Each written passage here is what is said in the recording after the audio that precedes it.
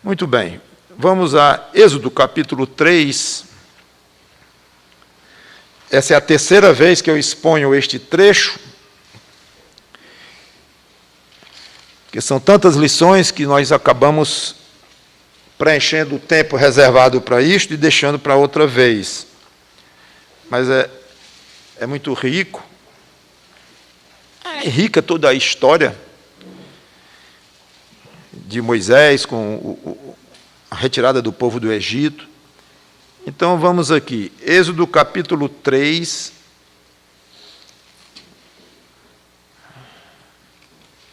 Vamos ler versículos 1 até o 12, para o efeito de contexto. Vamos começar a comentar mesmo do versículo 10 em diante, que já o fizemos nas mensagens passadas.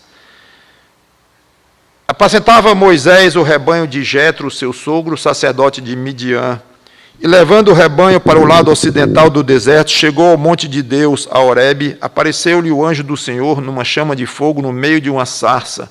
Moisés olhou, e eis que a sarça ardia no fogo, e a sarça não se consumia. Então disse consigo mesmo: irei para lá, e verei essa grande maravilha, porque a sarça não se queima. Vendo o Senhor que ele se voltava para ver, Deus, no meio da sarça, o chamou e disse: Moisés, Moisés. Ele respondeu: eis-me aqui. Deus continuou: não te chegues para cá. Tira a sandália dos pés, porque o lugar em que estás é terra santa. Disse mais: eu sou o Deus de teu pai, o Deus de Abraão, o Deus de Isaque, o Deus de Jacó.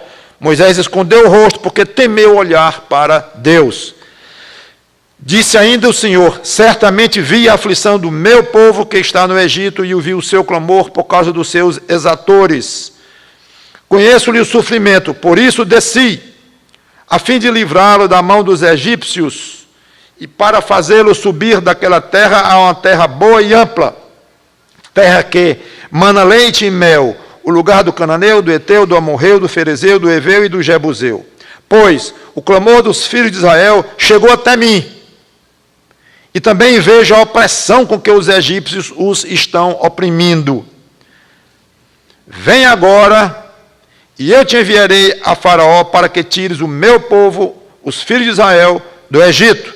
Então disse Moisés a Deus: quem sou eu para ir a Faraó e tirar do Egito os filhos de Israel? Deus lhe respondeu: eu serei contigo, e este será o sinal de que eu te enviei.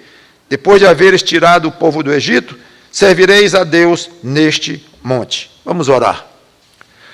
Obrigado, Senhor Deus, pela tua palavra, que o teu Espírito Santo nos ajude a explicá-la e que as aplicações sejam úteis para o nosso viver de hoje, mesmo estando tão longe em termos de tempo, de cronologia, tão longe deste acontecimento aqui, que aconteceu mais ou menos 1.500 anos antes de Cristo.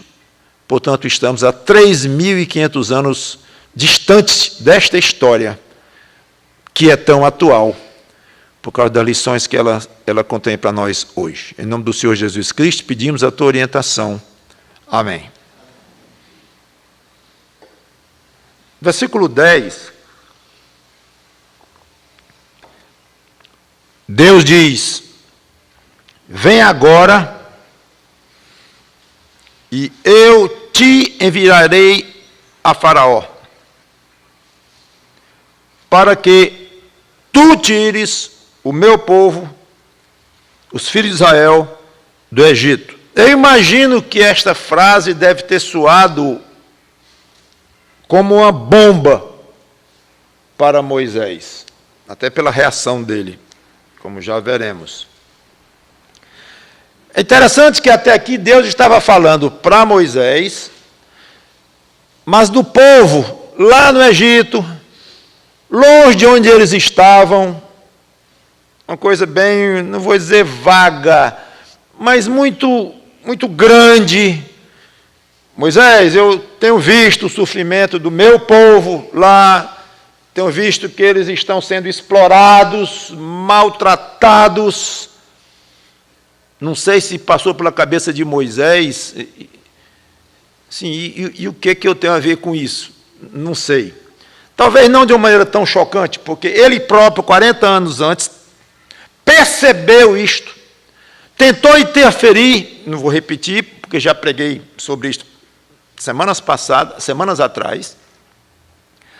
Então ele tentou se envolver lá, não deu certo, teve que sair fugido de lá, inclusive. E aqui está ele, 40 anos depois, sendo chamado pelo próprio Deus, num acontecimento formal, a ponto de Deus dizer, tira a sandália dos pés. Então não era só algo curioso, de um mato que ardia com fogo, mas não se consumia, não virava cinza. Então não era só uma curiosidade, mas algo muito sério. A terra que estás é terra sagrada, terra santa, não se aproxime, tire a sandália dos pés. Já comentei isso semana passada com mais detalhes, mas então ele viu que era algo muito forte, e até aqui ele não estava envolvido em nada nessa história. Era Deus vendo o sofrimento do povo, desceu do céu, uma maneira de falar, como já expliquei também, e veio livrar o povo. Deus veio livrar o povo. Ótimo. Agora vem. Te enviarei, para que tu livres eu.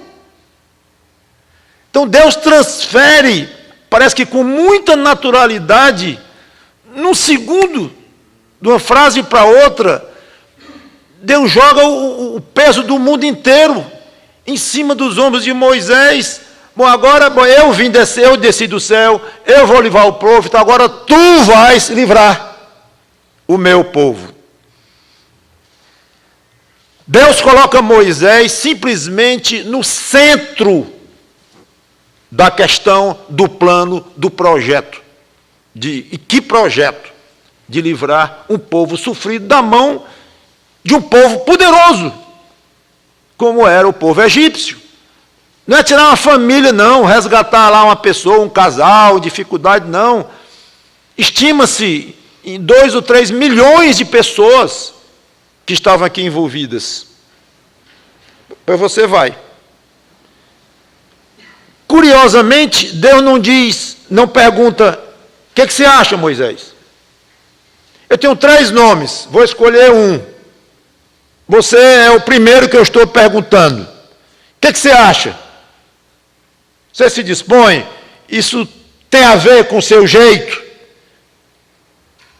0 pergunta, 0 troca de ideias. Você vai livrar o povo do Egito. Não é tentar ir, tentar tirar. Eu não sei se vocês perceberam o agora. Ainda tem essa. Agora. Ah, não é para o ano, não?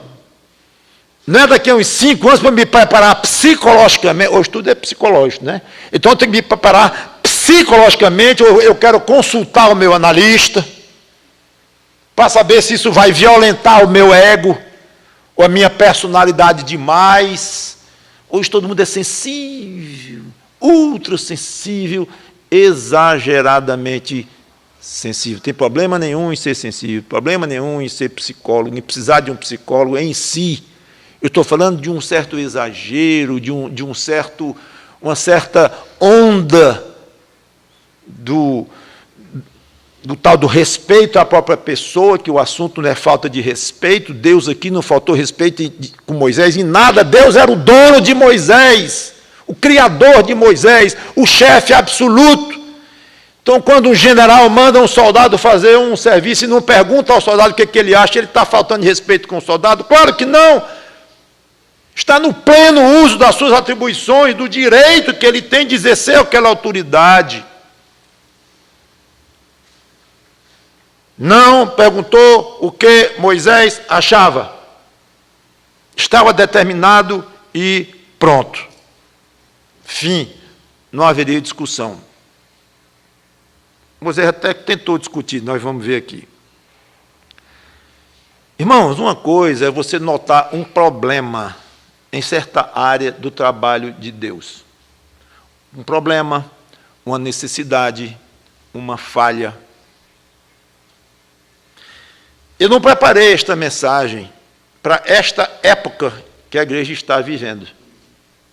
Mas é impressionante como cai como uma luva. Ao mostrar uma fase em que nós estávamos, mesmo uma fase curta, que a igreja foi fundada há 8 anos e meio, do zero, como vocês sabem, mas na outra sede estávamos numa fase praticamente parada, em que podia-se até falar em necessidade, que era preciso isso, que era preciso aquilo, que alguém tinha uma vontade de fazer isso, uma vontade de fazer aquilo, ou seja, vendo necessidades. Mas alguém faça. Quando eu reuni a igreja 3 semanas atrás aqui, naquele histórico, abrindo o coração, que foi o primeiro aqui na nossa sede, e acho que será sempre lembrado como um marco, eu gostaria que assim acontecesse, em que muitos irmãos falaram, alguns até bem emocionados, sobre vontades grandes, internas, de fazerem alguma coisa, e falou 1, falou 2, falou 3, falaram vários ali, e eu pensando, talvez até orando ali mesmo a Deus, Senhor, não deixa que isso fique só nas palavras, não deixe que isso fique só no eu estou vendo a necessidade. É importante nós termos contato com o bairro aqui das Dunas, onde nós chegamos. É importante nós termos contato de alguma forma, com a favela que fica lá embaixo, com a outra que fica lá atrás. É importante trazermos pessoas, é importante várias áreas da igreja. Eu tenho vontade de fazer isso, eu tenho vontade de fazer aquilo. Que isso não fique na percepção somente. Só na percepção. Mas realmente descobrir ou você sentir de uma maneira séria, compenetrada, consciente, não oba-oba espiritual, acordei de noite, tive uma visão no céu. Essas coisas, atualmente, eu não coloco muita confiabilidade, não. Envolve muita emoção e coisa que a gente não sabe nem se é fato ou não é. Vamos deixar as aparições e as visões, como Moisés teve aqui, para a época bíblica e talvez para aqui acolá alguns momentos muito especiais da história do cristianismo, mas essa manifestação abundante atual que a gente vê, pessoas que conversaram com Cristo, que viram isso e foram até o céu e voltaram e tiveram a revelação disso, daquilo, não creio que seja este o caminho, não, mas simplesmente a pessoa está em paz com Deus, vamos falar de paz de Cristo hoje à noite, está em paz com Deus, se Deus quiser, está em paz com Deus, está em comunhão normal com Deus, aberto ao que o Espírito Santo quer transmitir ao coração. Estou falando nesse tipo de pensar, de sentir, de entender que é a pessoa para fazer, que no caso é o que nós conhecemos como uma chamada de Deus para alguma coisa. Só quem tem uma chamada de Deus para alguma determinada tarefa, que pode ser uma tarefa curta, uma tarefa longa, uma tarefa de uma vida inteira, a Bíblia não tem um estudo específico sobre chamada de Deus, como é que acontece, os tipos de chamada, não tem, apenas fala que Deus chama e Deus convoca, às vezes até dentro do útero da mãe, como nós sabemos disto. Só quem tem uma chamada genuinamente de Deus sabe o que eu estou querendo dizer. O peso, quase uma necessidade de fazer aquilo. Se você tem uma vontade lícita, no padrão bíblico de alguma coisa, e isso insiste em você, e você leva uma vida cristã séria, você ora a Deus, e você observa pessoas no ministério, pessoas que você pode até tomar como exemplo, lendo histórias e biografias, e aquilo continua no seu coração, aquela vontade continua, leve-se muito a sério. E você tenta dizer, não, o outro faz isso, mas aquilo vai, você sente um pouquinho aliviado, mas depois volta. De novo, aquela vontade de fazer aquilo, essa vontade não me deixa. Não uma vontade meio gratuita, como eu já até comentei, levada por uma emoção de um momento, mas algo insistente, no fundo do seu coração. Um coração, repito, importante, que está afinado com Deus. Porque chega alguém que tem uma vida toda esquisita, até se chamando de crente ou de evangélico, e diz, eu tinha uma chamada de Deus, isso, aquilo. A vontade de dizer, irmãozinho, vamos fazer o seguinte, você acerta com Deus, passa a viver uma vida cristã saudável, passa a dar um bom testemunho, aí você vem falar para mim de uma chamada de Deus.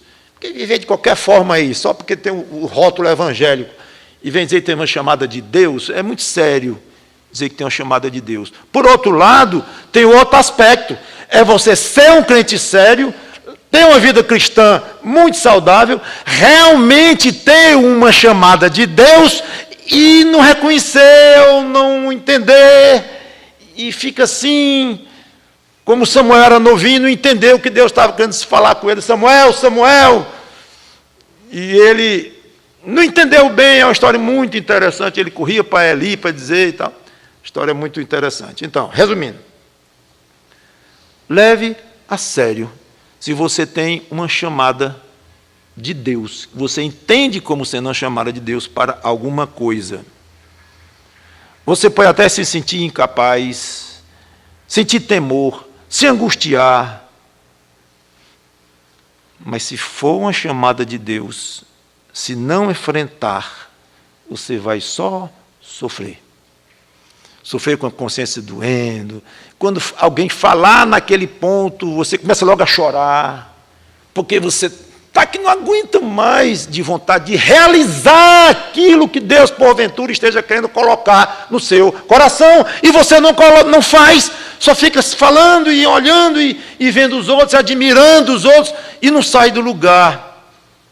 Se é uma chamada de Deus, faça, não discuta com ele. A partir do momento que você entender isto, mesmo que isso demore anos, maturando no seu coração, mas no momento que você chegar à conclusão, isso não vai sair da minha cabeça, não. Isso não vai me deixar em paz. Vai e volta. Não dá, eu vou realizar. Pastor, e se eu não sentir chamada nenhuma? Tudo bem, o senhor falou para quem tem esse tipo de chamada, esse peso e tal, ótimo. E eu levo a vida cristã séria, procuro levar, saudável, comungo com Deus, com os irmãos, tenho meus defeitos, claro, pecados, mas eu confesso, sofro com eles. Eu sou um crente sério, ou uma crente séria, mas eu não sinto assim, uma chamada. Quer uma sugestão? Converse com Deus. Diga isso para Ele. Se queixe para Ele, queixe no sentido bem humilde, né? Não é reclamar assim, mas dizer, Senhor, me dê o privilégio de ter uma chamada, mesmo que seja uma chamadinha, para ajudar alguém que tenha uma chamadona. Vou dizer de outra forma. Mesmo que a minha chamada seja para ajudar alguém, fazer parte dos bastidores de um trabalho, de um projeto, de um serviço, que tem alguém mais corajoso do que eu, ou mais inteligente, ou mais maluco, eu não sei o quê, mas que está na frente, e eu não tenho esse jeito de estar na linha de frente, experimentando, caindo, levantando, quebrando a cara, mas indo à frente, e tendo sucesso, tendo fracasso, mas fazendo. Eu não sou assim. Mas, Senhor, me chama ao menos para ajudar. Eu estou chamando disso de chamadinha. Ajudar atrás dos bastidores, escondido atrás de uma cadeira. Limpar o lugar que vai ter a reunião, antes de ter, porque na hora de ter eu vou correr para casa de tão tímido que eu sou, mas eu limpei. Eu fiz parte. Então, me dá uma chamadinha para que eu ajude alguém que tem uma chamadona. E eu vou dizer uma coisa, eu estou colocando entre aspas, porque esse negócio de chamadinha e chamadona não existe. Porque, vindo de Deus, tudo é uma chamada divina. Então, para usar o termo que nós estamos usando, vai ser tudo chamadona nesse aspecto. Vai ser tudo absolutamente de valor. E o pregadorzão chegou lá de São Paulo, dos Estados Unidos, que vai pregar naquele encontro ali, dentro daquele projeto, daquele irmão na igreja que está fazendo um trabalho fantástico. O chefe do projeto, o pregador famoso, não tem um pingo mais de valor diante de Deus do que o irmãozinho que limpou e varreu lá na sua chamadinha, entre aspas, e correu para casa, ou ficou atrás do pilar, vendo a pregação do pastorzão lá, mas ele fez a chamadinha dele, que virou uma chamadona, porque ele foi fiel, ele obedeceu e ele seguiu. Não sossegue enquanto você não se vê servindo a Deus através da sua igreja, com algum tipo de plano de projeto, pode ser individual, pessoal, mas que ser ligado de alguma maneira com a sua igreja, porque será bem mais eficiente, mais efetivo. Versículos 11 e 12, começa Moisés com a famosa teimosia.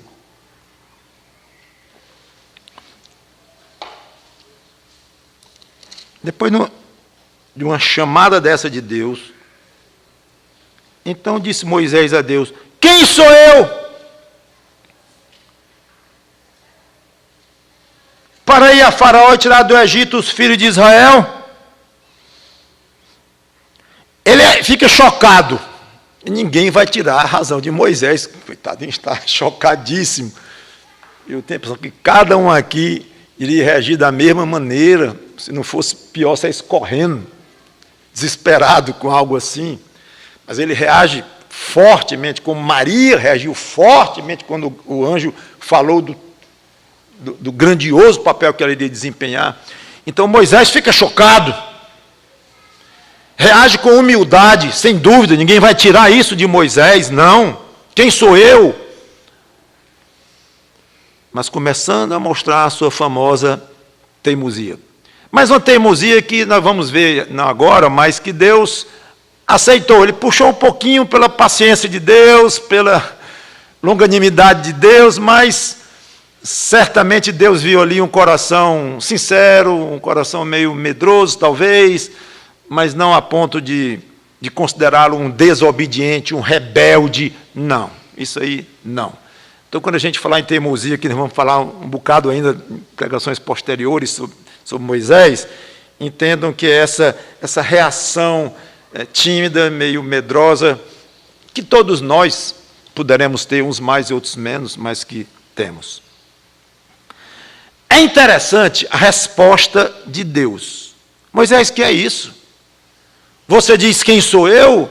Você é forte, rapaz. Eu sei com quem eu estou falando. Não faça isso. Você está se subestimando. Você está com baixa estima. Outra moda hoje entre nós. Baixa estima. Corre para o terapeuta para poder aumentar a estima.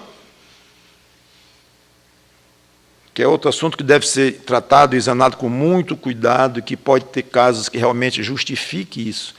Mas em grande parte, uma noção bíblica do que é baixa estima, autoestima, do que é amor próprio, do que é amor ao semelhante, ao próximo, tudo isso se esclarece em grande medida com as Escrituras. Entendimento das Escrituras e aplicação na mente, no coração, na vida, de princípios das Escrituras. Não vai deixar de recorrer a meios científicos e medicinais e clínicos e tal que se torne necessário que a ciência disponha. Tudo bem. Mas não uma tendência de dar prioridade a isso acima da própria palavra de Deus, que tem solução para essas coisas. Problemas profundos são resolvidos com a palavra de Deus só. Tu estás subestimando, nada disso. Está com baixa estima, nada disso. Você é forte, Moisés. Nada disso. Eu serei contigo. Ponto. A Bíblia é muito mais simples do que pode parecer. Ou vamos dizer, os princípios bíblicos.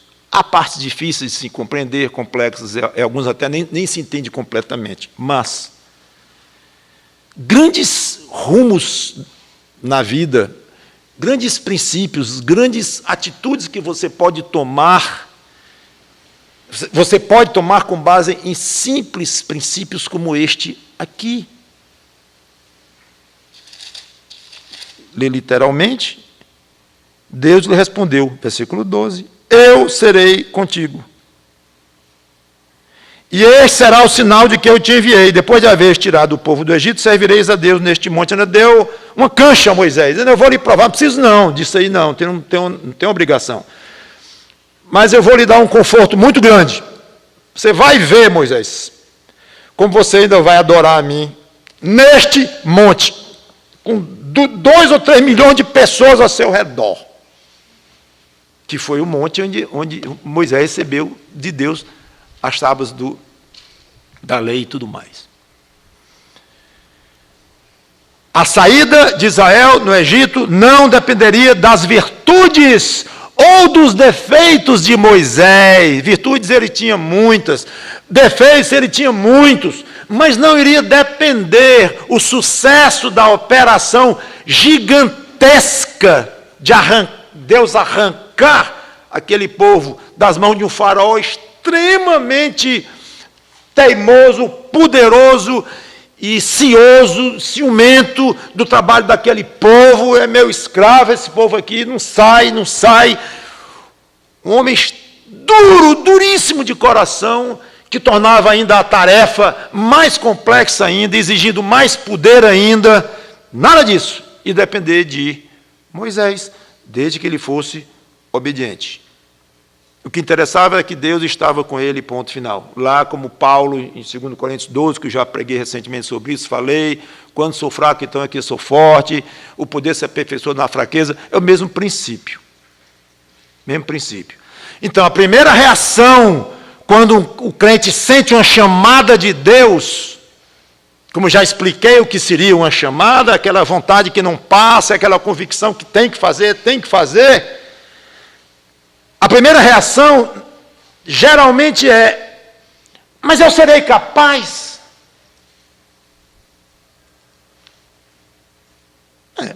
Humanamente falando, é razoável a pergunta. Mostra prudência, mostra razoabilidade. Eu estou sendo chamado para isso. Mas eu sou capaz? Nesse contexto, neste assunto aqui, a pergunta está errada. A pergunta está errada para você fazer a Deus. A pergunta certa é: Deus estará comigo? Se Ele estiver, tudo será feito, apesar de mim. O povo de Israel saiu do Egito apesar de Moisés. Isso de uma maneira bem crua. Porque nós gostamos de dizer que Moisés foi o redentor de Israel, foi o libertador, é comemorado assim, é claro, até hoje em Israel e tudo, e é o libertador, mas de uma maneira muito frágil, com muita condescendência para Moisés, dizer que ele é o libertador. Agora é justo, porque ele foi lá, e conhecemos toda a história, nós vamos ver mais ainda nas mensagens que vão aparecer e tudo mais. Tudo bem, é razoável dizer, mas dê um limitezinho, um limitezão, quando for chamar Moisés de libertador do Egito, fala de uma maneira, bota uma letrinha bem miudinha, fonte 8. Libertador, fonte 8. Foi, não tiremos o mérito de Moisés, mas o libertador foi Deus. Então há um sentido em que é correto dizer, o povo saiu mesmo ou apesar de Moisés. Esse tipo de pensamento para você, ao ser chamado para uma tarefa e você encarar uma tarefa, é excelente. Vou fazer um grande trabalho. Não, peraí. Explica esse grande aí, por favor. Porque eu estudei muito para isso. Espera aí, tudo bem que você estudou, você se preparou, tomou as providências humanas necessárias, tudo bem, Moisés falou com o faraó várias vezes, e fez muita coisa, se esforçou muito, tudo bem. Mas o foco essa chamada vem de Deus? Vem. Você está convencido? Estou. Então não pergunte se você é capaz.